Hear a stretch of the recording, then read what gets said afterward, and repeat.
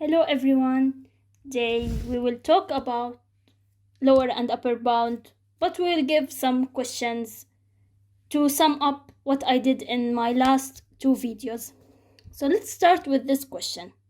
The mass of a sack of vegetables is given as 5.4 kilogram. Find the lower and upper bound. Here they didn't give you for one decimal place, for a whole number, they didn't mention it. But I have two decimal place.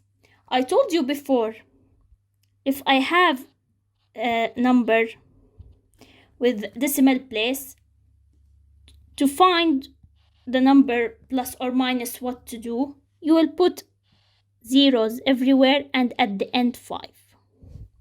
So I will add and subtract 0.05. That's it. If the question didn't mention, you will follow this rule. So for my lower bound, 5.4 minus 0.05, 5.35, and for my upper bound, 5.4 plus 0.05, 5.45. That's my lower and upper bound. So the mass of a sack of vegetables can be between 5.35 greater than or equal and less than 5.45. I will put here M because it's a mass. That's it. That's my answer. If there is decimal place and they didn't mention to what number to round, or if it is given to one decimal place or a whole number, you will work by this rule. You will put zeros everywhere and at the end a 5.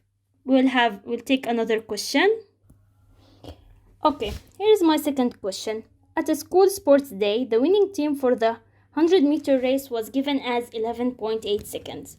Find lower and upper bound for the time. I need to find for the 11.8 seconds. Decimal, we will put all zeros and at the end 5. But here you will not do 0.00.05. It will not matter with me. So before the decimal place, it will be only 10.05. Or if you want to do the other step, you can put 0 point, and in place of 8 you will put 1 divided by 2. You will also get 0.05. So it doesn't matter which step to use. So here we will add and subtract 0.05. Now my lower bound will be 11.8 minus 0.05, 11.75. And if I want to add 11.85. For my number, for my range, I will use T. It's for the time. It will be less than 11.85 and greater than or equal 11.75. That's it. It didn't mention for one significant figure, for one decimal place or anything. You will put zeros and at the end 5, or you will put 0 and the last number 1 divided by 2. But stick with the zeros and at the end 5. It's a lot easier and faster. I will give 2 more examples to make everything clear. Okay, here's the third question. The capacity of a swimming pool is given as 620 meter cubed. Correct to 2 significant figures. They gave us a condition. Find lower and upper bound. Correct to 2 significant figures. So 620. This is my first, second, third, and as I told you before, in the second digit I will put 1 and then 0. Divide by 2, which is 5. So I will add and subtract 5. Now for my lower bound, 620 minus 5, 615. And for my upper bound, 620 plus 5, 625.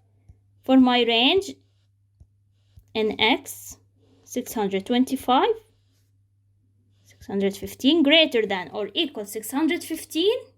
till 625, and 625 is not included.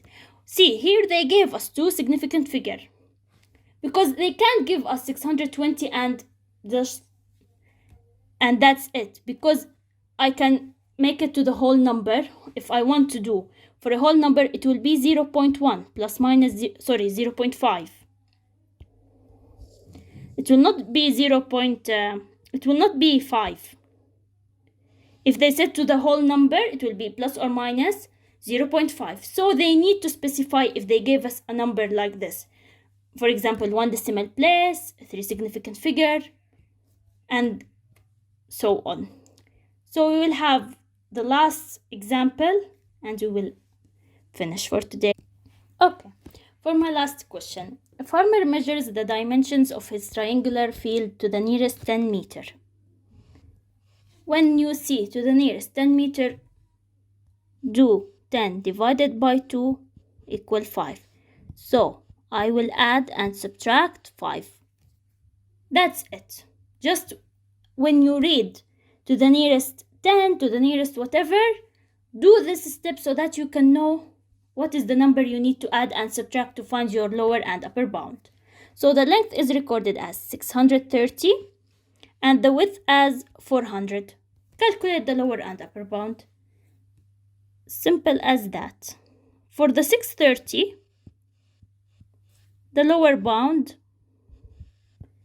630 minus 5, 625. For my upper bound, 630 plus, 635.